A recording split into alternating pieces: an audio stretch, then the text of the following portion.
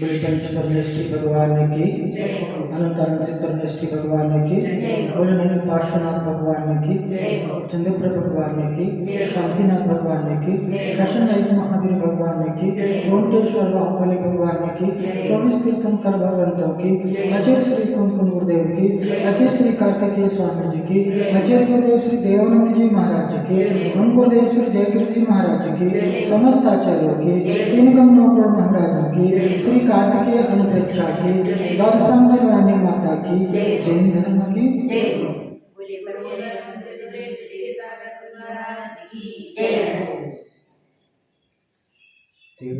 दिव्यं वंदं देवं दिव्यं देवं वंदिता तुविणं दपरे पुण्यं उच्चम अर्पे हाओ भव्य आनंद जन।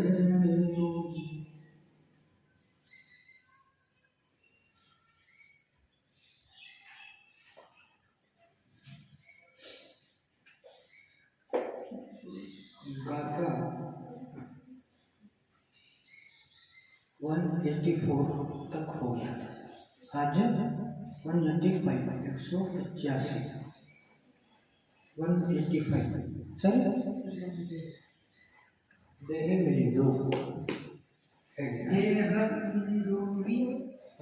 देह मिलिदो ಹೇಳಿ ಎಲ್ಲ ಜನ ಹೇಳಿ देह मिलिदो विजीवो सर्व कम्माणि कुव्वदे जन्हा देह मिलिदो विजीवो सर्व कम्माणि कुव्वदे जन्हा देह मिलिदो विजीवो सर्व कम्माणि कुव्वदे जन्हा तम्हा प्रयत्नमानो एयत्तं मुच्यते गृह्णं तम्हा प्रयत्नमानो एयत्तं मुच्यते गृह्णं तम्हा प्रयत्नमानो एयत्तं मुच्यते गृह्णं देह मिलिदो विजीवो सर्व कम्माणि कुव्वदे जन्हा देह मिलिदो विजीवो सर्व कम्माणि कुव्वदे जन्हा देह मिलिदो विजीवो सर्व कम्माणि कुव्वदे जन्हा तम्हा प्रयत्नमानो एयत्तं मुच्यते गृह्णं तम्हा प्रयत्नमानो एयत्तं मुच्यते गृह्णं तम्हा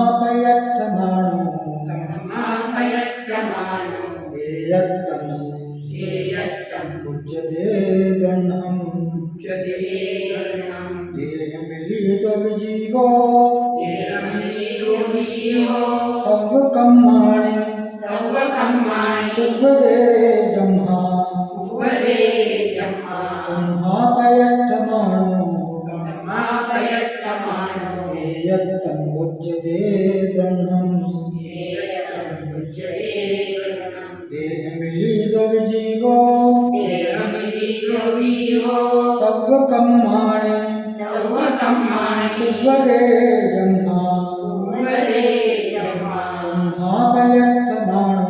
तम्हा प्रयत्नमानो एयत्तं मुच्यते गृह्णं देह मिलिदो विजीवो सर्व कम्माणि कुव्वदे जन्हा तम्हा प्रयत्नमानो एयत्तं मुच्यते गृह्णं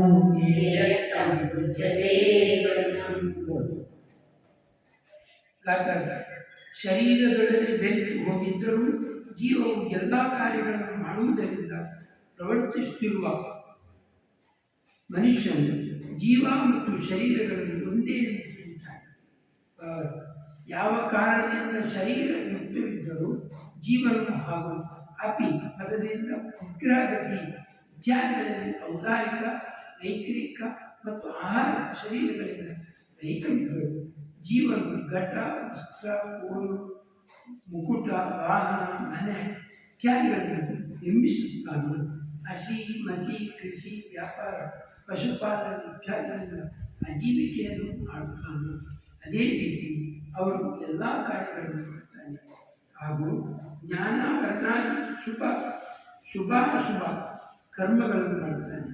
ಈ ಕಾರಣದಿಂದ ಕಾರ್ಯ ಇತ್ಯಾದಿಗಳನ್ನು ಮಾಡುವ ಮನುಷ್ಯನು ಜೀವ ಮತ್ತು ಶರೀರ ಎರಡೂ ಒಂದೇ ಎಂದು ಮನ್ನಿಸಿ ಕುಳಿತು ಬಿಟ್ಟಿದ್ದಾನೆ. ಆದರೆ ವಾಸ್ತವದಲ್ಲಿ ಹೀಗಿಲ್ಲ. ಬೇರೆ ಬೇರೆ ಇದೆ ಮತ್ತು ಶರೀರ ಬೇರೆ ಇದೆ. ಜೀವ ಬೇರೆ ಇದೆ ಹಾಗೂ ಶರೀರ ಬೇರೆ ಇದೆ. जम्हा क्योंकि जीवो देह मिली दो देह से मिला हुआ है, सब कमाने पूर्व दे कर्म नो कर्म सब कार्यों को करता है।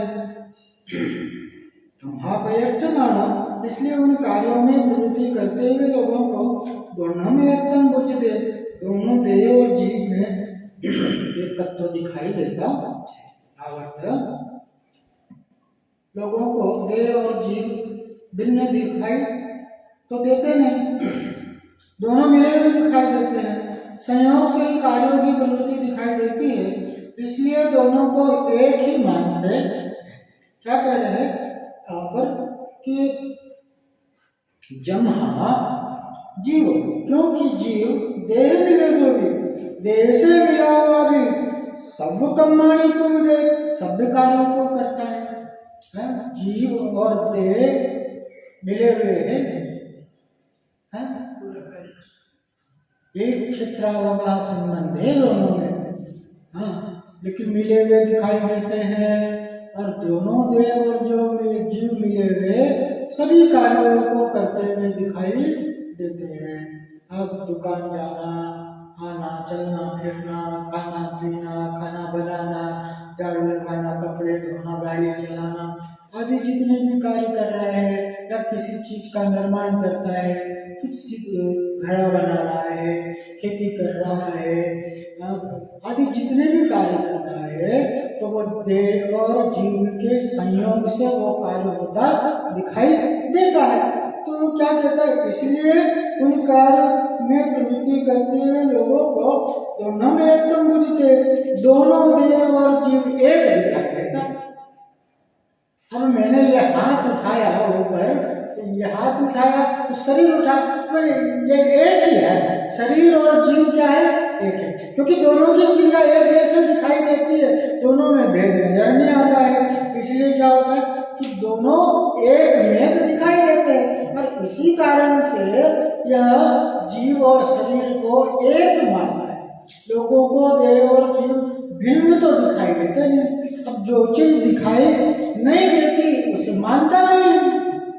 सीधी सी बात है ना, किसी को कह दो, लाख बच्चे को समझा कि बेटा अग्नि से मत खेलना, अग्नि से खेलोगे तो जल जाओगे, तो बेटा मानता नहीं। दीपावली आई, माँ बार बार समझा रही है पटाखे नहीं फोड़ना, नहीं फोड़ना, बच के रहना। जब हाथ जल जाता है तब उसे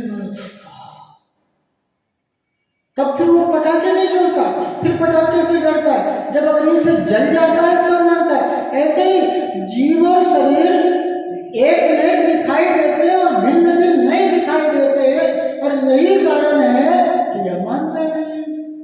जीव और शरीर में जो एकत्व बना है, यही सबसे बड़ी आत्मा के तीन भेद थे, बहिरात्मा, अंतरात्मा और परमात्मा। और बहिरात्मा के लक्षण को बताते हुए क्या कहा, बहिरात्मा में कहा कि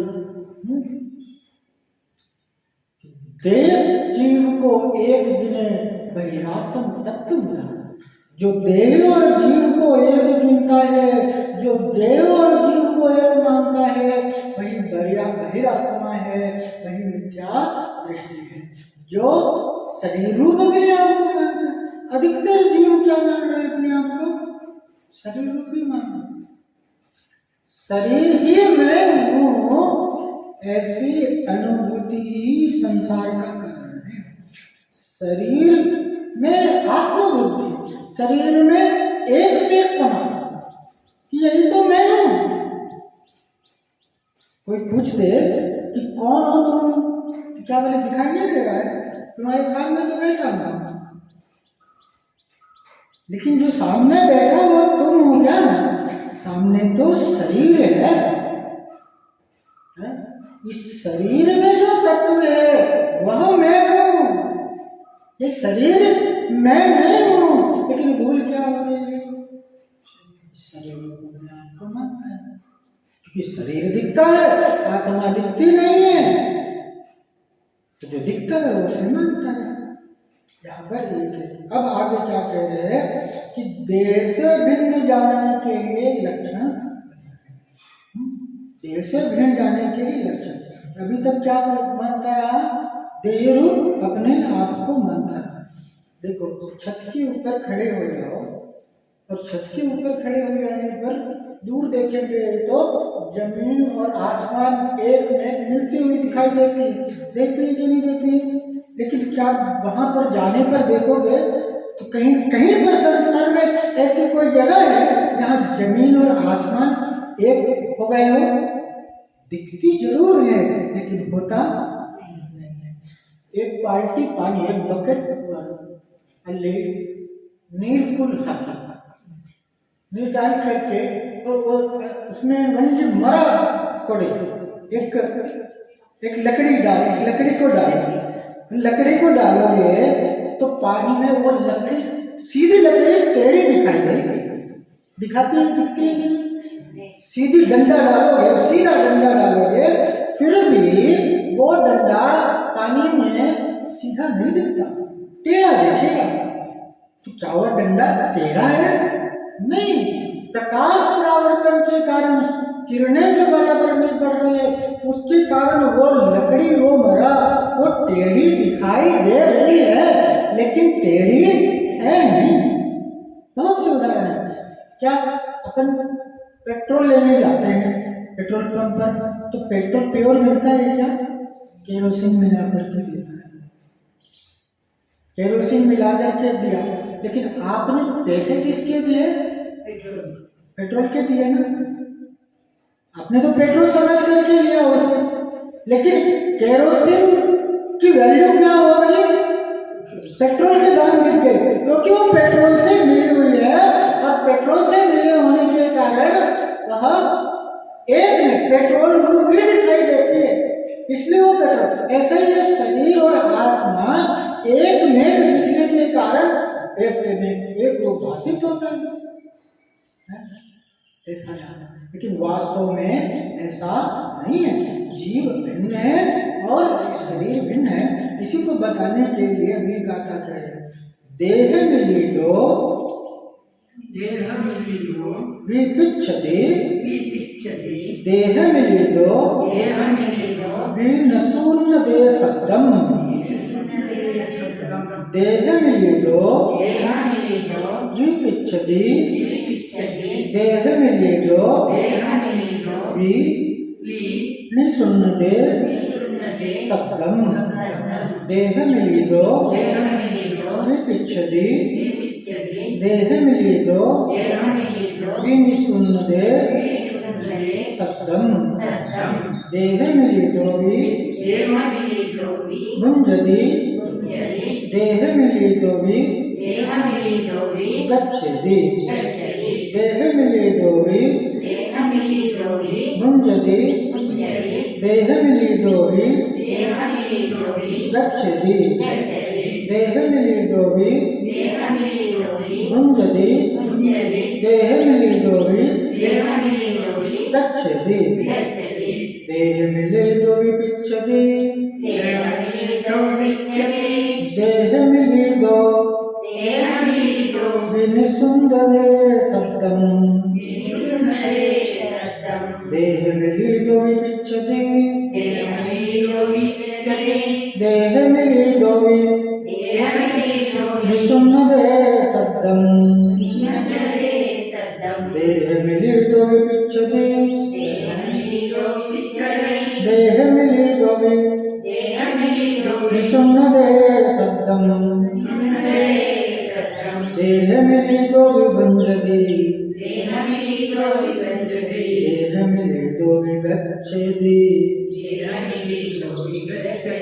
देह मिली तो विभञ्जति देह मिली तो विगच्छति देह मिली तो विभञ्जति देह मिली तो विगच्छति देह मिली तो विगच्छति देह मिली तो विसुन्नते शब्दम देह मिली तो विभञ्जति देह मिली तो विगच्छति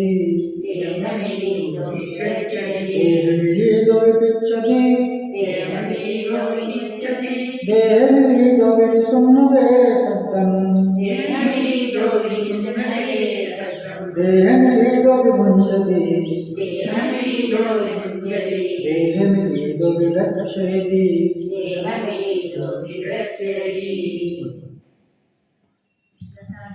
ಶರೀರದೊಡನೆ ಬೆರೆತು ಹೋಗಿದ್ದರೂ ಜೀವವು ನೋಡುತ್ತದೆ, ಶರೀರದೊಡನೆ ಬೆರೆತು ಹೋಗಿದ್ದರೂ ಜೀವವು ಕೇಳುತ್ತದೆ, ಶರೀರದೊಡನೆ ಬೆರೆತು ಹೋಗಿದ್ದರೂ ಜೀವವು ಭೋಕ್ತವಿದೆ ಮತ್ತು ಶರೀರದೊಡನೆ ಬೆರೆತು ಹೋಗಿದ್ದರೂ ಜೀವವು ಚಲಿಸುತ್ತದೆ. ಭಾವಾರ್ಥ: ಮೇಲೆ ಹೇಳಲ್ಪಟ್ಟ ವಿಷಯಗಳಲ್ಲದೆ ಶರೀರ ಸಹಿತವಿದ್ದರೂ ಜೀವವು ಬಿಳಿ, ಹಳದಿ, ಹಸಿರು, ಕೆಂಪು ಮತ್ತು ಕಪ್ಪು ಬಣ್ಣದ ವಿವಿಧ ವಸ್ತುಗಳನ್ನು ಕಣ್ಣುಗಳಿಂದ ಮನವಿಟ್ಟು ನೋಡುತ್ತದೆ ಹಾಗೂ ಕಿವಿಗಳಿಂದ ಶಬ್ದವನ್ನು ಕೇಳುತ್ತದೆ. ಶಬ್ದ ಅಥವಾ ಸ್ವರದ ಭೇದಗಳನ್ನು ಹೀಗೆ ತಿಳಿಸಿದ್ದಾರೆ: ನಿಷಾದ, ವೃಷಭ, ಗಾಂಧಾರ, ಷಡ್ಜ, ಮಧ್ಯಮ, ದೈವತ ಮತ್ತು ಪಂಚಮ. ಈ 7 ಸ್ವರಗಳು ತಂತು ರೂಪ ಕಂಠದಿಂದ ಉತ್ಪನ್ನವಾಗುತ್ತದೆ. ಯಾವ ಸ್ವರವು ಕಂಠ ಪ್ರದೇಶದಲ್ಲಿ ಸ್ಥಿತವಾಗಿರುತ್ತದೆಯೋ ಅದನ್ನು ಷಡ್ಜ ಎಂದು ಕರೆಯುವರು. ಯಾವ ಸ್ವರವು ಶಿರೋ ಪ್ರದೇಶದಲ್ಲಿ ಸ್ಥಿತವಾಗಿರುತ್ತದೆಯೋ ಅದನ್ನು ವೃಷಭ ಎಂದು ಕರೆಯುವರು. ನಾಸಿಕ ಪ್ರದೇಶದಲ್ಲಿರುವುದನ್ನು ಗಾಂಧಾರವೆಂದು, ಹೃದಯ ಪ್ರದೇಶದಲ್ಲಿರುವುದನ್ನು ಮಧ್ಯಮವೆಂದು, ಬಾಯಿಯ ಪ್ರದೇಶದಲ್ಲಿರುವುದನ್ನು ಪಂಚಮವೆಂದು, ತುಟಿಯ ಪ್ರದೇಶದಲ್ಲಿರುವುದನ್ನು ದೈವತ್ವವೆಂದು ಮತ್ತು ಸರ್ವ ಶರೀರದಲ್ಲಿ ಸ್ಥಿರವಾಗಿರುವ ಸ್ವರವನ್ನು ನಿಷಾದವೆಂದು ಕರೆಯುವರು. ಈ ರೀತಿ 7 ಸ್ವರಗಳನ್ನು ತಿಳಿಯಬೇಕು. ಆನೆಯ ಸ್ವರ ನಿಷಾದವಿದೆ, ಹಸುವಿನ ಸ್ವರ ವೃಷಭವಿದೆ, ಆಡಿನ ಸ್ವರ ಗಾಂಧಾರವಿದೆ ಮತ್ತು ಗರುಡದ ಸ್ವರ ಷಡ್ಜವಿದೆ. ಕ್ರೌಂಚ ಪಕ್ಷಿಯ ಶಬ್ದ ಮಧ್ಯಮವಿದೆ, ಕುದುರೆಯ ಸ್ವರ ದೈವತ್ವವಿದೆ ಮತ್ತು ವಸಂತ ಋತುವಿನಲ್ಲಿ ಕೋಗಿಲೆಯು ಪಂಚಮ ಸ್ವರದಿಂದ ಕೂಗುತ್ತದೆ. ನಾಸಿಕ, ಕಂಠ, ಎದೆ, ತುಟಿ, ನಾಲಿಗೆ ಮತ್ತು ಹಲ್ಲು ಈ 6ರ ಸ್ಪರ್ಶದಿಂದ ಷಡ್ಜಸ್ವರವು ಉತ್ಪನ್ನವಾಗುತ್ತದೆ. ಇದರಿಂದಲೇ ಅದನ್ನು ಷಡ್ಜವೆಂದು ಕರೆಯುವರು. ಮನುಷ್ಯರ ಎದೆ ಭಾಗದಿಂದ ಯಾವ 22 ಪ್ರಕಾರದ ಧ್ವನಿಗಳು ಉಚ್ಚಾರಿತವಾಗುತ್ತದೆಯೋ ಅದು ಮಂದ್ರವಿದೆ. ಅದೇ ಧ್ವನಿಯು ಕಂಠ ಪ್ರದೇಶದಿಂದ ಉಚ್ಚಾರಿತವಾದರೆ ಮಧ್ಯಮವಿದೆ ಮತ್ತು ಯಾವಾಗ ಶಿರೋಭಾಗದಿಂದ ಹಾಡಲಾಗುತ್ತದೆ ಆಗ ತಾರವಿದೆ. ಕಂಚಿನ ವಾದ್ಯಗಳ ಶಬ್ದವನ್ನು ಗಣ ಎನ್ನುವರು, ಕೊಳಲು ಇತ್ಯಾದಿಗಳ ಶಬ್ದವನ್ನು ಸುಷಿರ ಎನ್ನುವರು, ವೀಣೆ ಇತ್ಯಾದಿ ವಾದ್ಯಗಳ ಶಬ್ದವನ್ನು ತತಾ ಎಂದು ಮತ್ತು ಡೋಲು ಇತ್ಯಾದಿಗಳ ಶಬ್ದವನ್ನು ವಿತತ ಎಂದು ಕರೆಯುವರು. ಈ 7 ಸ್ವರಗಳನ್ನು ಈ ಶರೀರದಿಂದ ಸಂಯುಕ್ತವಾದ ಜೀವವೇ ಕೇಳುತ್ತದೆ. ಇದೇ ಆಸನ, ಪಾನ, ಖಾದ್ಯ ಮತ್ತು ಸ್ವಾದ್ಯದ ವೇದಗಳಿಂದ 4 ಪ್ರಕಾರದ ಆಹಾರವನ್ನು ಗ್ರಹಿಸುತ್ತದೆ. देह मिली तो विगच्छति देह से मिला हुआ आंखों से पदार्थों को देखता है। देह मिले तो सुनते शब्दम देह से मिला हुआ कानों से शब्दों को सुनता है। देह मिली तो विभञ्जति देह से मिला हुआ मुख से खाता है, जीभ से स्वाद लेता है। देह मिले तो विगच्छति देह से मिला हुआ है पैरों से गमन करता है। भावार्थ: देह में जीव न हो तो जड़ रूप केवल देह को देखना, स्वाद लेना, सुनना, गमन करना ये क्रियाएं नहीं होती। इसलिए जाना जाता है जीव देह से न्यारा है और वही इन क्रियाओं को करता है। क्या कह रहे हैं? देह मिली तो विगच्छति जीव देह से मिला हुआ ही आंखों से पदार्थों को देखता है। आंखें नहीं देखती, आंखें देख रही है क्या? आंखों के माध्यम से ये जीव देख रहा है। आंखों से जो भी सुंदर है, कुरूप है, रूपमान है, लाल पीला हरा आदि रंग है, जितने भी संसार के दृश्य दिखाई दे रहे हैं वह ये जीव आंखों के माध्यम से देखता है। और वो कैसा? देह मिले, देह से मिला हुआ इंद्रियों के संबंध से देखता है। देह मिले दो पीछे दी, देह से मिला हुआ देखता है। देह मिले दो सुनते शब्दम, और देह मिलो दो देह से मिला हुआ कानों के माध्यम से शब्दों को सुनता है। अभी जो आप सुन रहे हैं क्या कानों से सुन रहे हैं?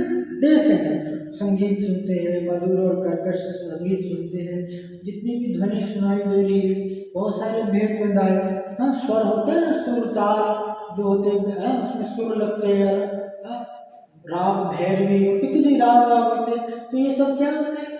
सुन रहे हैं। किससे? कानों के माध्यम से, देह से मिला हुआ सुनता है। फिर देह मिले तो वे भुंजती, और देह से मिला हुआ भी यह जीव मुख से भोजन आदि का काम करता है, जिह्वा से स्वाद लेता है, स्वादिष्ट भोजन का है ना आनंद लेता है। किससे? देह से मिला हुआ। देह मिले तो वे गच्छति, और देह से मिला हुआ ही पैरों के माध्यम से चलता फिरता है। देह में जीव न हो तो जड़ रूप केवल देह को देखना, स्वाद लेना, सुनना, ग्रहण करना यह क्रिया नहीं होती। भाई देह खा नहीं रही है, देह देख नहीं रही है, देह गा नहीं रही है, देह सुन नहीं रही है। देह के माध्यम से जीव एक ऐसी शक्ति है जो इस देह को चला रही है। बल्ब है ना, वो बल्ब का लाइट है, तो तार में करंट नहीं हो तो वो बल्ब जलेगा क्या? ऐसे इस शरीर में वो जीव आत्मा नहीं हो तो शरीर में कोई क्रियाएं नहीं होती। एक घर में मृत्यु हो गई, मृत्यु हो गई तो सब रोना धोना मचा रहे, रोना धोना मचा रहे और लाश को लेकर के बाहर चले गए तो घर में कैसा रोना रोना मच जाता है। तो एक जन कहा, रो रहे हो, हम सबको छोड़ करके चले गए, वो इतने अच्छे थे। बोले चिंता नहीं करो, वापस बुला लेते हैं, लाश को वापस बुला लेते। अब रोना चुप हो जाएगा। बोले नहीं, ये तो वो नहीं है। अरे तुम तो इसी के लिए रो रहे थे। नहीं, जो इसमें था वो चला गया। जो शरीर में जो आत्मा थी, जो जीव आत्मा, वो चली गई। इस शरीर की कोई वैल्यू नहीं है। तन नहीं छूता कोई, चेतन निकल जाने के बाद, और फेंक देते हैं फूल को खुशबू निकल जाने के बाद। इस शरीर की कीमत किससे? हमसे, आपसे, हम सबसे। तो जीव आत्मा से इस शरीर की कीमत है। इस शरीर के माध्यम से वह जीव आत्मा है जो अनुभूति करता है, देखता है, चलता है। नहीं तो संसार में लाश को जला देते हैं तो चिल्लाना चाहिए ना उसको। अभी हाथ जल जाता है तो चिल्लाता है, चिल्लाता है कि नहीं चिल्लाता है? उसको जोर से ऐसे पिंच कर दो तो क्या कर रहे हो, दुखता है। अब वहां आग में जला दिया जा रहा है और कोई आवाज नहीं आ रही है, क्योंकि चिल्लाने वाला जो था वो तो। यहाँ पर ये कह रहे कि देह से मिला हुआ, देह में जीव न हो तो ये सारी क्रिया होते हुए दिखाई। देह और जीव के संयोग से शरीर सारी क्रिया को करता है। चलना फिरना गाना जितनी भी क्रिया है वो देह से मिला हुआ। ये देह और शरीर की भिन्नता अलग अलग को बताने के लिए आचार्य ने एक गाथा बताई हमारे लिए कि ये देह अलग है और बेरे अक्की मेरे भक्ति उसी प्रकार से शरीर अलग है और आत्मा दोनों दो चीज है। तिल और तेल, अपन नारियल में से तेल निकालते हैं कि नहीं? नारियल का तेल रहता है ना, तो तेल अलग है और नारियल जब उसको मिल में मशीन में डालता है तो उसका जो सूखा बुरादा है वो अलग निकल जाता है और तेल अलग निकल जाता है। लेकिन नारियल में तेल और वो दोनों एक में थे, लेकिन उसको अलग करने से वो दोनों अलग अलग हो जाते हैं। एक पक्षी होता है हंस, और उसके अंदर में नीर क्षीर विवेक होता है। दूध में पानी मिला देने पर वो दूध और पानी एक में हो, लेकिन वो हंस पक्षी ऐसा होता है वह उसमें से दूध दूध को पी जाता है, हाल हाल को पी जाता है और नीर नीर छोड़ देता है, पानी को छोड़ देता है और दूध दूध को पी लेता है। आपके यहाँ दूध देने वाला आता है तो आप क्या बोलते हो, देखो पानी तो नहीं मिलाया है, पानी के पैसे नहीं दूंगी, तो नहीं माता जी आप तो दूध के पैसा देना, प्योर दूध है। अच्छा, आपके यहाँ मशीन आती है लैक्टोमीटर करके, वो लैक्टोमीटर डाला तो लैक्टोमीटर क्या बता देता है, इतना परसेंटेज दूध है और इतना परसेंटेज उसी प्रकार से अपने अंदर में जो भेद विज्ञान है उसके माध्यम से शरीर और आत्मा को आचार्य ने ये सारे लक्षण बताए कि देह से मिला हुआ भी ये सारी क्रिया करते हुए दिखाई देता है। लेकिन विचार करो, अगर ये जीव नहीं हो तो ये सारी क्रिया होते हुए दिखाई देगी क्या? इसका तात्पर्य क्या हुआ, जीव अलग है और शरीर आगे क्या आता है। अब इस तरह जीव को मिला हुआ मानने वाले लोग वेद को नहीं जानते ऐसा कहते हैं। उनकी कैसी धारणा है जो जीव और आत्मा को एक नहीं मानते हैं। आगे गाथा के माध्यम से कहते हैं, रावो हे हम विच्छो हम सिद्धि हम चेव दुर्बले बलियो। राव हम विच्छो हम सिद्धि हम चेव दुर्बलो बलियो। राव हम विच्छो हम सिद्धि हम चेव दुर्बलो बलियो। इति इयत्ता विट्ठो गृह्णं ध्येयं न बुध्येति। इति इयत्ता विट्ठो गृह्णं ध्येयं न बुध्येति। इति इयत्ता विट्ठो गृह्णं ध्येयं न बुध्येति। रावोऽहं विच्छोऽहं सिद्धिहं चेव दुर्बलो बलियो। रावोऽहं विच्छोऽहं सिद्धिहं चेव दुर्बलो बलियो। रावोऽहं विच्छोऽहं सिद्धिहं चेव दुर्बलो बलियो। इति इयत्ता विट्ठो गृह्णं ध्येयं न बुध्येति। इति इयत्ता विट्ठो गृह्णं ध्येयं न बुध्येति। इति इयत्ता विट्ठो गृह्णं ध्येयं न बुध्येति। रावोऽहं विच्छोऽहं सिद्धिहं चेव दुर्बलो बलियो। इति इयत्ता विट्ठो गृह्णं ध्येयं न बुध्येति। रावोऽहं विच्छोऽहं सिद्धिहं चेव दुर्बलो बलियो। इति इयत्ता विट्ठो गृह्णं ध्येयं न बुध्येति।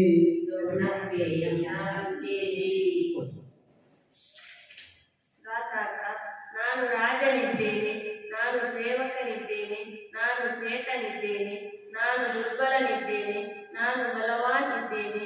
ಈ ರೀತಿ ಶರೀರ ಮತ್ತು ಆತ್ಮದ ಏಕತ್ವವನ್ನು ತಿಳಿಯುವ ಜೀವ ಎರಡರ ಭೇದವನ್ನು ತಿಳಿಯುವುದಿಲ್ಲ.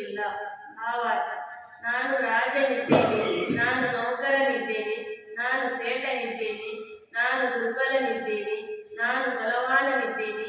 ಈ ರೀತಿ ಜನರು ಶರೀರವನ್ನೇ ಆತ್ಮವೆಂದು ಮನ್ನಿಸುತ್ತಾರೆ, ಏಕೆಂದರೆ ಅವರು ಮಿಥ್ಯಾರ್ಥ ದೃಷ್ಟಿಗಳಿದ್ದಾರೆ. ಆದ್ದರಿಂದ ಅವರು ಎರಡರ ಭೇದವನ್ನು ತಿಳಿಯುವುದಿಲ್ಲ. ನಾನು ರಾಜನಿದ್ದೇನೆ. ಈ ರೀತಿಯ ಎಷ್ಟು ವಿಕಲ್ಪಗಳಿವೆಯೋ ಅವೆಲ್ಲ ಶರೀರದೊಂದಿಗಿವೆ, ಏಕೆಂದರೆ ಆತ್ಮವು ರಾಜನೂ ಅಲ್ಲ, ನೌಕರನೂ ಅಲ್ಲ, ಸೇಠನೂ ಅಲ್ಲ, ಬಡವನೂ ಅಲ್ಲ, ದುರ್ಬಲನೂ ಅಲ್ಲ, ಬಲವಾನನೂ ಅಲ್ಲ. ಬಹಿರ್ದೃಷ್ಟಿ ಜನರು ಶರೀರವನ್ನೇ ಆತ್ಮ ಎಂದು ಬಣ್ಣಿಸಿ ಈ ವಿಕಲ್ಪವನ್ನು ಮಾಡುತ್ತಾರೆ, ಮತ್ತು ಆತ್ಮವು ಈ ಶರೀರದೊಡನೆ ರಮಿಸುತ್ತಿದ್ದರೂ ಇದರಿಂದ ಬೇರೆಯೇ ಇದೆ. ಈ ನಾಲ್ಕು ಗಾಥೆಗಳ ಮುಖಾಂತರ ಜೀವದ ಕರ್ತೃತ್ವಾದಿಗಳ ಕಥನವನ್ನು ಮಾಡುತ್ತಾರೆ. एकता बैठो। देव और जीव को एकत्व की मान्यता वाले लोग ऐसा मानते हैं कि राहो हम, मैं राजा हूँ, भिक्षु हम, मैं भृत्य नौकर हूँ, सिट्टी हम, मैं सेठ हूँ, धनी हूँ, चेयोटुकड़ों में दुर्बल हूँ, मैं दरिद्र हूँ, मैं निर्बल हूँ, बलियों में बलवान हूँ। यदि इस प्रकार से दोनों भेद बुझती, देव और जीव के भेद को नहीं जानते हैं। देह विभ्रांत बहिरात्मा, जो देह में जिसकी आत्म बुद्धि है वह बहिरात्मा है। और उस बहिरात्मा की मान्यता धारणा कैसी होती है? कह रहे कि एकता उठो। देव और जीव को एकत्व मानने वाले लोग ऐसा मानते हैं, राहु हूँ, मैं राजा हूँ, मैं नौकर हूँ, मैं रूपवान हूँ, मैं काला हूँ, मैं गोरा हूँ, मैं धनी हूँ, मैं निर्धन हूँ, मैं दुर्बल हूँ, मैं निर्बल हूँ। इस प्रकार से जो मान्यता है, किनकी मान्यता है? जो देह रूपी अपने आप को। लेकिन विचार करने की जरूरत है कि कोई अगर ये कहता है कि मैं राजा हूँ, तो राजा तो हमेशा रहेगा। आज के राजा कौन है? जिसके पास बहुत धन है, बहुत संपदा है, बहुत संपत्ति है, वही तो राजा है। अब तो वो जमाना नहीं रहा ना राजा रानी वाला, वो कहानी में हो गई राजा का। अब तो वास्तविकता में कौन है कि भाई जो पावरफुल आदमी है, जो धन संपत्ति आदि जिसके पास है वही राजा है। जिसके पास सारी संपदा है वो कुछ भी खरीद सकता है, चाहे तो सुख के सारे साधन जुटा सकता है, शक्तिमान है, नौकर चाकर आदि है उसके पास में, वह तो राजा है। लेकिन जो इन संयोगों के आधार से अपने आप को राजा कहता है, क्या वह संयोग उसके पास हमेशा रहेंगे? नरेंद्र मोदी इस देश का प्रधानमंत्री है, तो क्या सदा काल के लिए नरेंद्र मोदी प्रधानमंत्री रहेगा? क्या नरेंद्र मोदी जाएंगे, दूसरे आएंगे, उसके पहले बहुत से कितने नेता आए और गए, लेकिन वो सदाकाल कोई नहीं रहता। तू सदाकाल कोई अगर अपने आप को राजा कहता है तो वो राजा रंग होता हुआ दिखाई देता है, इसके मतलब वो था। कोई अपने आप को बलवान कहता है तो वो सदा बलवान भी नहीं रहता है। बलवान को रोग हो जाए, गामा पहलवान, अब उसको रोग हो गया तो क्या हुआ? वो बल कहाँ गया? तो सदाकाल बलवान में। कोई अपने आप को बालक कहे तो कोई बालक भी नहीं रहता सदाकाल। कोई अपने आप को रूपवान कहे कि मैं बहुत रूपवान हूँ, तो वो रूपवान भी सदा नहीं रहेगा, कि रूप भी स्थिर नहीं है, स्थायी नहीं है। तो ये सारी जो अवस्थाएं हैं किसकी है? वो शरीर की अवस्था है। और शरीर रूप अपने आप को मानने के कारण वो ऐसा भ्रम पाल लेता है कि मैं गोरा हूँ, मैं काला हूँ, मैं ऐसा अज्ञानी हूँ, मैं ज्ञानी हूँ, मैं राजा हूँ, मैं नौकर हूँ, मैं सेठ हूँ, मैं रोगी हूँ, मैं निरोगी हूँ, मैं स्वस्थ हूँ, मैं अस्वस्थ हूँ। आदि जितने भी ये धारणा है वो किसके आधार से है? शरीर के आधार से। इस प्रकार से हम अब क्या करें?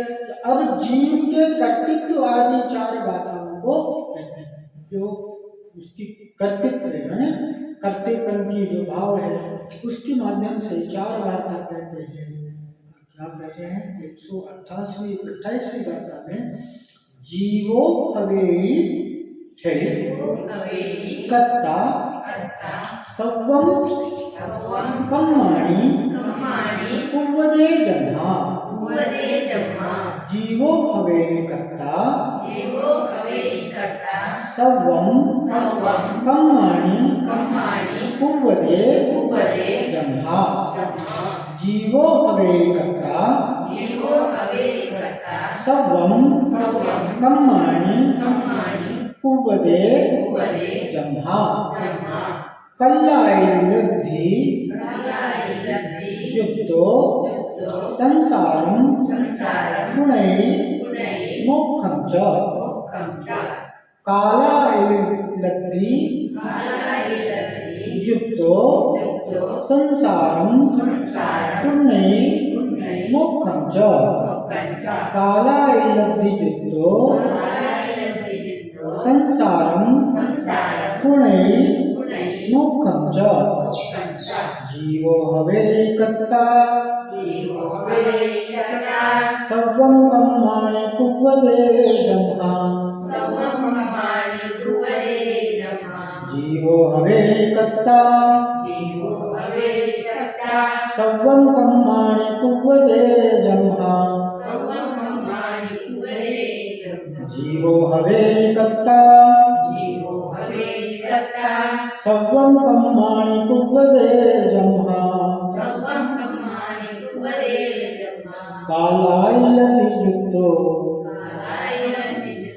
संसारं पुण्यै मोक्षं च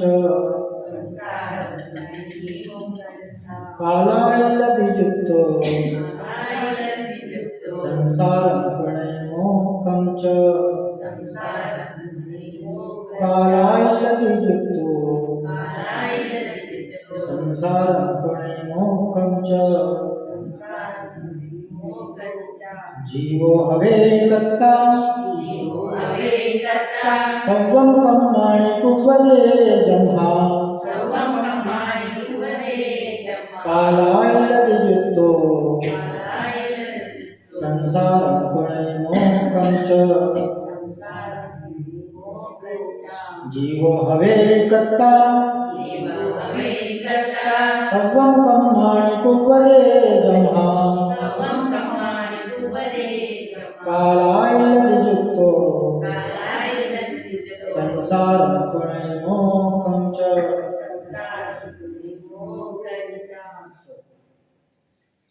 ಗತಾರ್ಥ ಜೀವವು ಎಲ್ಲ ಕರ್ಮಗಳನ್ನು ಮಾಡುವುದರಿಂದ ಅದು ಕರ್ತ ಇದೆ. ಅದು ಸ್ವಯಂ ತಾನೇ ಜಗತ್ತಿನ ಕರ್ತ ಇದೆ ಮತ್ತು ಕಾಲಲಬ್ಧಿ ಮೊದಲಾದವುಗಳು ಸಿಕ್ಕಿದಾಗ ಸ್ವಯಂ ತಾನೇ ಮೋಕ್ಷದ ಕರ್ತ ಇದೆ. ಭಾವಾರ್ಥ ಶುದ್ಧ ನಿಶ್ಚಯ ನಯದಿಂದ ಆದಿ ಮಧ್ಯ ಮತ್ತು ಅಂತ್ಯದಿಂದ ರಹಿತ ಮತ್ತು ಸ್ವ ಮತ್ತು ಪರಗಳನ್ನು ತಿಳಿಯುವ ನೋಡುವ ಈ ಜೀವ ಅವಿನಾಶಿ ನಿರುಪಾಧಿ ಚೈತನ್ಯ ಲಕ್ಷಣ ರೂಪ ನಿಶ್ಚಯ ಪ್ರಾಣದಿಂದ ಜೀವಿಸುತ್ತದೆಯಾದರೂ ಅಶುದ್ಧ ನಿಶ್ಚಯ ನಯನದ ಅಪೇಕ್ಷೆಯಿಂದ ಅನಾದಿ ಕಾಲದಿಂದ ಆಗುತ್ತಿರುವ ಕರ್ಮ ಬಂಧದ ಕಾರಣದಿಂದ ಅಶುದ್ಧ ದ್ರವ್ಯ ಪ್ರಾಣ ಮತ್ತು ಭಾವ ಪ್ರಾಣಗಳಿಂದ ಜೀವಿಸುತ್ತದೆ. ಆದ್ದರಿಂದ ಅದನ್ನು ಜೀವ ಎಂದು ಕರೆಯುವರು. ಈ ಜೀವವು ಶುಭ ಕರ್ಮಗಳ ಕರ್ತ ಇದೆ, ಏಕೆಂದರೆ ಅದು ಎಲ್ಲ ಕೆಲಸಗಳನ್ನು ಮಾಡುತ್ತದೆ. ವ್ಯವಹಾರ ನಯನದಿಂದ ಘಟ, ವಸ್ತ್ರ, ಲಾಟಿ, ಗಾಡಿ, ಮನೆ,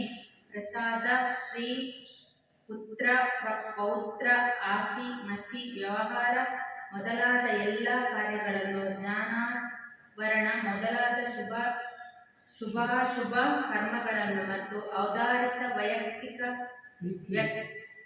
ವೈಕ್ರಿಕ ಮತ್ತು ಆಹಾರದ ಶರೀರಗಳ ಪರ್ಯಾಯಗಳನ್ನು ಜೀವವು ಮಾಡುತ್ತದೆ. ಮತ್ತು ನಿಶ್ಚಯ ನಯದಿಂದ ಚಾಣದಿಂದ ಬಂಡೆಯಲ್ಲಿ ಕೊರೆದ ಚಿತ್ರದ ತರಹ ನಿಶ್ಚಲ ಒಂದು ನ್ಯಾಯಕ ಸ್ವಭಾವವುಳ್ಳ ಈ ಜೀವ ತನ್ನ ಅನಂತ ಚತುಷ್ಟಯ ರೂಪ ಸ್ವಭಾವದ ಕರ್ತ ಇದೆ.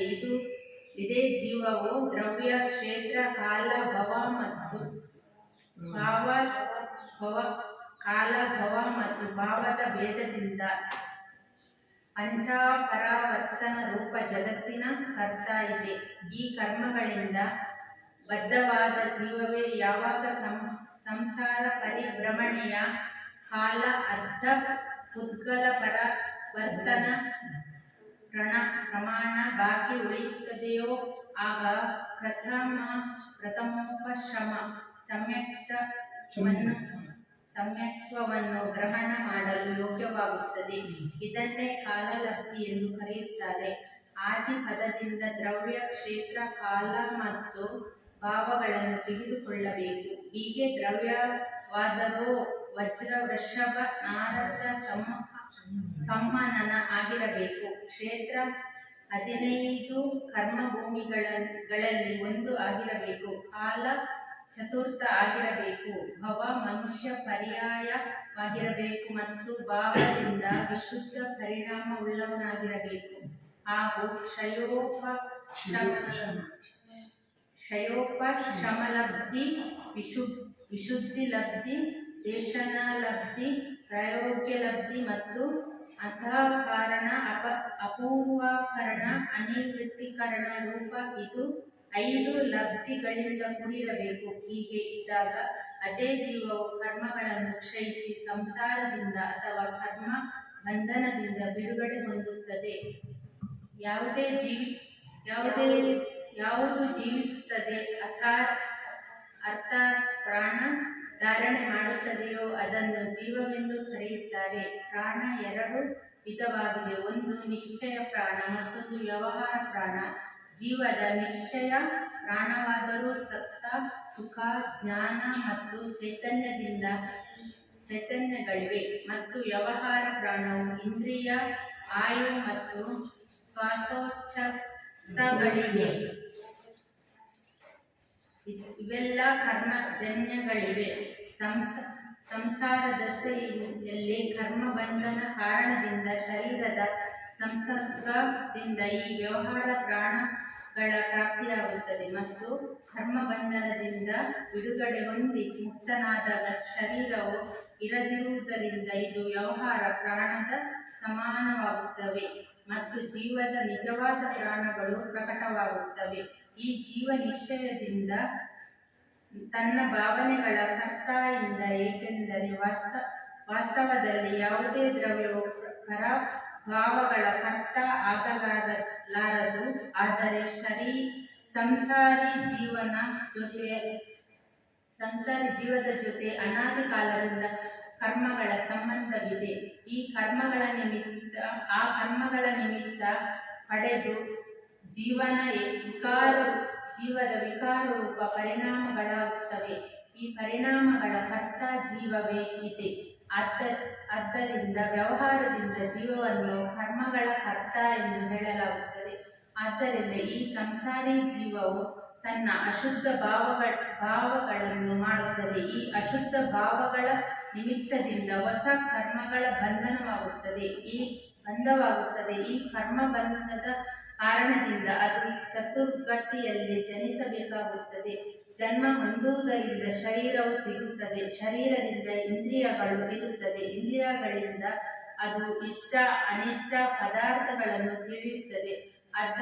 ಅದರಿಂದ ಅದಕ್ಕೆ ರಾಗ ದ್ವೇಷವಾಗುತ್ತದೆ. ರಾಗ ದ್ವೇಷದಿಂದ ಪುನಃ ಕರ್ಮಬಂಧವಾಗುತ್ತದೆ.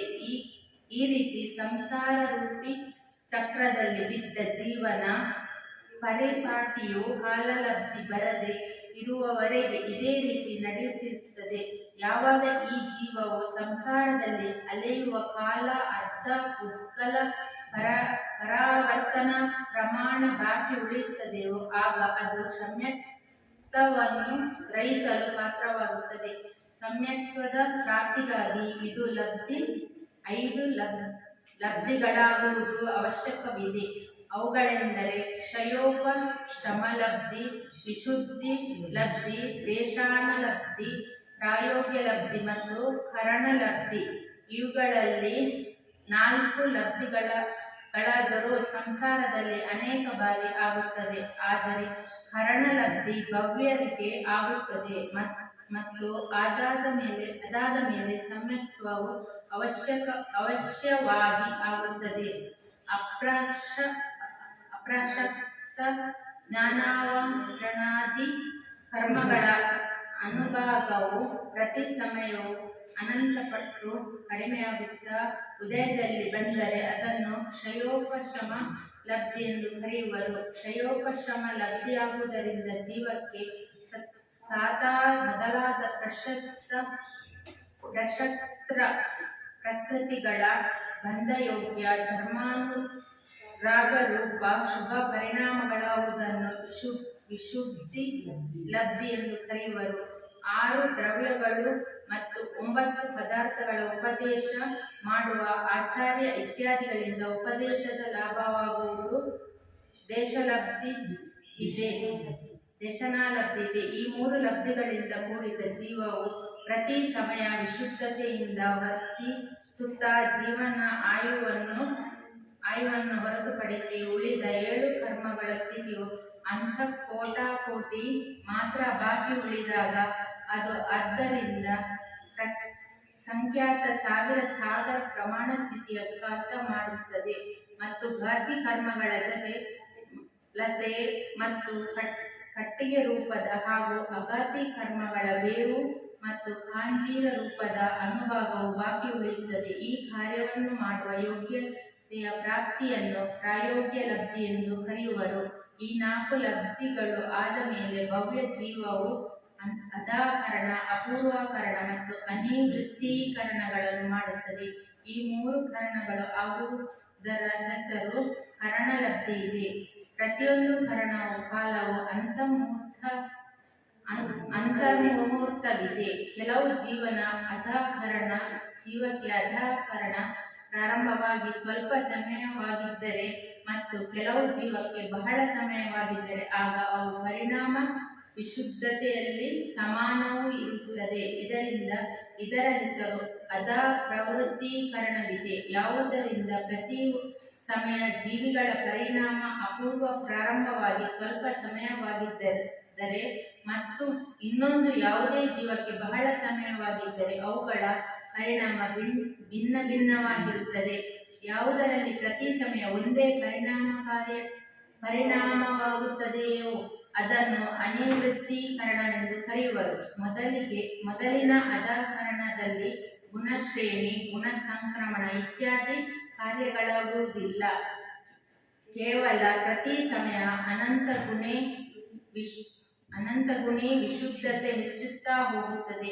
ಅಪೂರ್ವ ಕರಣದಲ್ಲಿ ಮೊದಲನೆಯ ಸಮಯದಲ್ಲಿ ಹಿಡಿದು ಎಲ್ಲಿಯವರೆಗೆ ಮಿಥ್ಯಾತ್ವವನ್ನು ಸಮ್ಯಕ್ ಸ್ವಮೋಹನೀಯ ಮತ್ತು ಸಮ್ಯಕ್ ಮಿಥ್ಯಾತ್ವ ರೂಪದಲ್ಲಿ ಪರಿಣಮಿಸುತ್ತದೆಯೋ ಅಲ್ಲಿಯವರೆಗೆ ಗುಣಶ್ರೇಣಿ, ಗುಣಸಂಕ್ರಮಣ, ಸ್ಥಿತಿಘಾತ ಮತ್ತು ಅನುಭಾಗಘಾತಗಳೆಂಬ 4 ಕಾರ್ಯಗಳಿರುತ್ತದೆ. ಅನಿವೃತ್ತೀಕರಣದಲ್ಲಿ ಈ 4 ಕಾರ್ಯಗಳು ಆಗುತ್ತದೆ. ಯಾವಾಗ ಅನಿವೃತ್ತೀಕರಣ ಬಹುಭಾಗ ಕಳೆದು ಒಂದು ಭಾಗ ಬಾಕಿ ಉಳಿಯುತ್ತದೆಯೋ ಆಗ ಜೀವವು ದರ್ಶನ ಮೋಹದ ಅಂತಃಕರಣವನ್ನು ಮಾಡುತ್ತದೆ. ವಿವಕ್ಷಿತ ವಿಷೇಕಗಳ ಎಲ್ಲ ದ್ರವ್ಯಗಳು ಅನ್ಯ ನಿಷೇಕಗಳಲ್ಲಿ ನಿಕ್ಷೇಪಣೆ ಮಾಡಿ ಈ ನಿಷೇಕಗಳ ಅಭಾವ ಮಾಡುವುದನ್ನು ಅಂತಃಕರಣವೆಂದು ಕರೆಯುವರು. ಅನಿವೃತ್ತೀಕರಣವು ಸಮಾಪ್ತವಾಗುತ್ತಿದ್ದಂತೆಯೇ ದರ್ಶನ, ಮೋಹ ಮತ್ತು ಅನಂತಾನುಬಂಧಿ ಚತುಷ್ಟಯಗಳ ಉಪಶಮನವಾಗುವುದರಿಂದ ಜೀವವು ಔಪಶಮಿಕ ಸಮ್ಯಗ್ದೃಷ್ಟಿಯಾಗಿ ಬಿಡುತ್ತದೆ. ಅದರ ನಂತರ ಯೋಗ್ಯ ಸಮಯವು ಬಂದಾಗ ಕರ್ಮಗಳನ್ನು ನಾಶಗೊಳಿಸಿ ಮುಕ್ತವಾಗುತ್ತದೆ.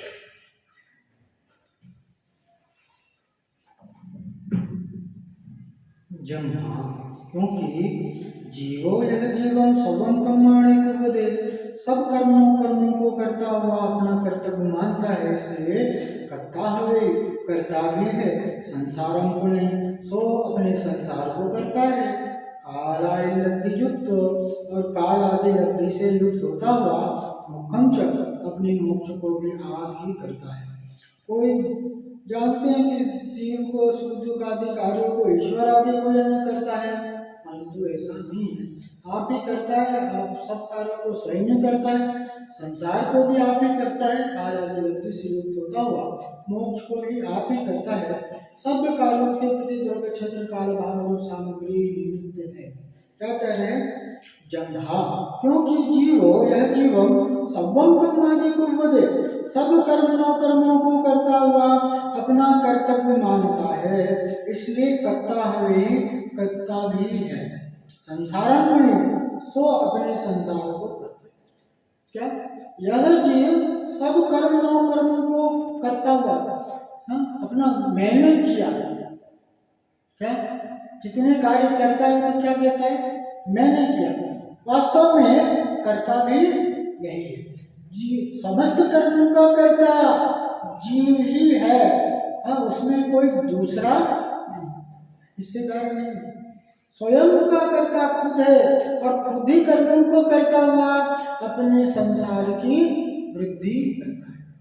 अपने संसार को बढ़ाने वाला ही खुद है और अपने संसार का अंत करने वाला भी यह जीव खुद ही है। कर्मों से खुद ही बनता है और कर्मों से खुद मुक्त होता है। बांधने वाला भी खुद है और मुक्त होने वाला। राग द्वेष द्वयी निर्गम देत्राकर्षण कर्मणा अज्ञानचरम जीवम संसाराद्य भ्रमते स्म। राग द्वेष करता हुआ अपने संसार की वृद्धि करता है और अज्ञानता से इस संसार में परिभ्रमण करता है। दुख सह रहा है और दुख का कारण क्या है? संसार। जब तक संसार है तब तक दुख है और उसको संसार में सुख नजर आता है। संसार में किसी भी स्थिति में सुख है नहीं और संसार को ही सब कुछ मानता हुआ राग द्वेष करता हुआ वो अपने संसार की वृद्धि करता रहता है। संसार चक्र के बारे में आचार्य क्या कहते हैं कि जीव को अनादि से कर्म का बंध है। अनादि से कर्मों से यह सहित है। कर्म बाद में जुड़े हों और जीव कर्म और जीव का संबंध अनादि से है। कहते हैं ना, अंडा पहले की मुर्गी पहले।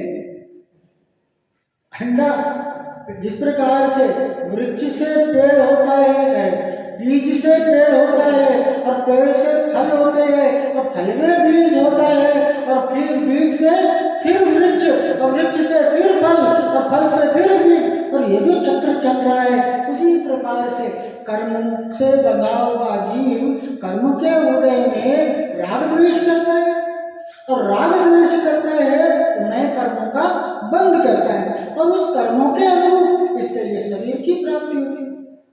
गति तो गति, एक गति से दूसरी गति में जाता है। जैसे जैसे कर्म का बंध करता है और उन कर्मों के फलस्वरूप अलग अलग गतियों में जाते हैं और वहां पर गति में उसके लिए उस गति के अनुरूप शरीर की प्राप्ति होती है। 84 लाख योनियां है ना, कहीं गया तो उस रूप शरीर की प्राप्ति हुई। गति बोले तो 4 गति रूप संसार है, देव नाग और मनुष्य, और जिस गति में गया उस गति के अनुरूप शरीर की प्राप्ति होती है और शरीर की प्राप्ति होती वहां इंद्रियों की प्राप्ति होती है और इंद्रियों की प्राप्ति होती है इंद्रियों के वशीभूत वह ऐसो इष्ट अनिष्ट की कल्पना करता है, राग द्वेष करता है, नए कर्मों का बंध होता है, फिर नए कर्मों के बंध से नए शरीर की प्राप्ति होती है, फिर शरीर से इंद्रियां होती है, फिर राग द्वेष करता है, फिर कर्म का बंध होता है, फिर नए शरीर की प्राप्ति, फिर इंद्रियां, फिर राग द्वेष, फिर कर्म बंध। इस प्रकार से ये संसार चक्र कर्मों से निरंतर ये अपने परिणामों के माध्यम से, भावों के माध्यम से कर्मों से बंधता है और भावों के माध्यम से, परिणामों के माध्यम से कर्मों से छूटता है। बांधने वाला भी खुद है और छूटने वाला भी खुद है। एक कैदी राजा जेल का निरीक्षण कर रहे थे तो वहां पर कैदी होते हैं बहुत सारे। तो उस राज्य में एक लोहार समझते हैं, लोहे का सामान बनाने वाला, जंजीर आदि बनाते हैं जो, कमर, वो जंजीर बनाते हैं, चेन, सिक्कड़ चेन, जिसमें जो कैदियों को बांधा जाता है। अब राजा देख रहा था तो वहां पर उसके राज्य में वो चेन, जो जंजीर को बनाने वाला जो व्यक्ति था वो विशेष था, मतलब उसके बनाए हुए जंजीरों को कोई दूसरा तोड़ नहीं सकता। उसके बनाए हुए जंजीर को वो खुद ही खोल सकता था, दूसरा नहीं खोल सकता था। यह उसकी विशेषता थी। और उसी के बनाए हुए जंजीरों से सारे कैदियों को बांधा जाता था। लेकिन राजा जब जेल का निरीक्षण कर रहा था तो वही जो जंजीर बनाने वाला वो कैदी रूप में उसके सामने खड़ा हुआ था। किसी अपराध में पकड़ा गया और उसको भी जंजीर से बांध दिया गया और उसको वहां खड़ा कर दिया। अब राजा तो कह रहे हैं ये तो वही है जो हमारे लिए जंजीर बनाया करते हैं, इनको, इनके अपराध को माफ कर दो, इनको छोड़ दो, इनके अपराध को माफ करो और इनको आजाद कर दो। अब क्या हुआ? बोले आप आजाद हो।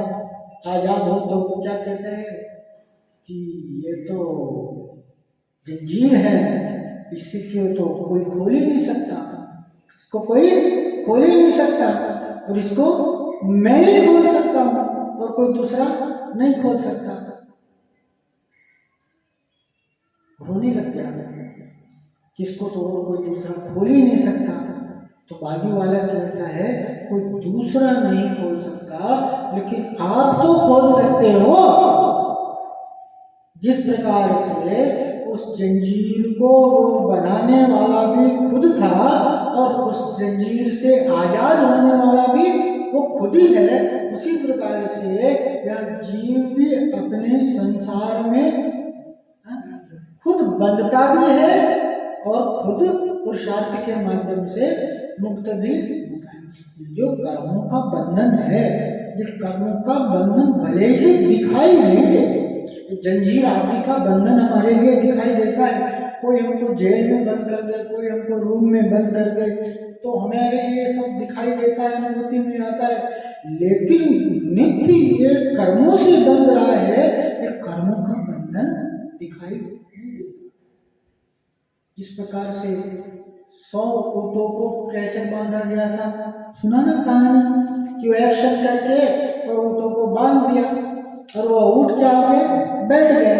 लेकिन वो कैसा एक्शन मात्र है, वो दिख नहीं रहा है, लेकिन उन्होंने बंधन मान लिया कि मैं बंधन में बंधा हूं। इसी प्रकार से इस जीव ने भी संसार का बंधन स्वीकार कर लिया है।